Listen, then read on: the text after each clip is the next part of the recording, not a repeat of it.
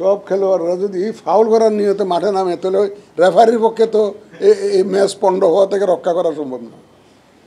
সুতরাং খেলোয়াড়দের তো ফাউল করার নিয়ত থেকে একটু দূরে থাকতে হবে। যারা খেলবেন তারা যদি ফাউল করার নিয়তে সবাই নামেন মাঠে তাহলে তো একটা মুশকিল। কিন্তু যাতে ফাউল না করতে পারেন তার যাবতীয় ব্যবস্থা আমরা নিব ইনশাল্লাহ। আমাদের সক্ষমতা অনুযায়ী আমরা ফাউল যাতে না করতে পারেন। এবং আমি বিশ্বাস করি যে আমাদের যারা স্টেক হোল্ডার, যারা খেলবেন ইলেকশনের মাঠে, যারা খেলবেন তারা সব ফাউল করার নিয়তে নামবেন না। তারা একটা সুন্দর নির্বাচনের নিয়তেই নামবেন এবং তারা একটা ভালো নির্বাচনের নিয়তেই নামবেন, এই বিশ্বাস আমার আছে। কারণ এটা বিশাল একটা বিপ্লবের মধ্য দিয়ে আমরা কিন্তু এই অবস্থায় আছি, একটা ক্রান্তি লগ্নে আছি। ওনারা কেউ জানেন না যে দেশের যে ক্রান্তি লগ্ন যাচ্ছে, এই তো ওনারা জানেন।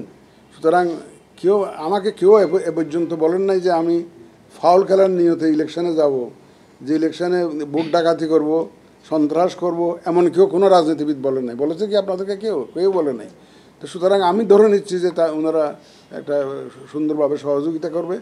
তবে এটা একটা আন্ডারস্ট্যান্ডিং ব্যাপার। গভর্নমেন্ট ইজ নেগোশিয়েটিং, গভর্নমেন্ট তো ওনাদের সাথে আলাপ আলোচনা চালিয়ে যাচ্ছেন।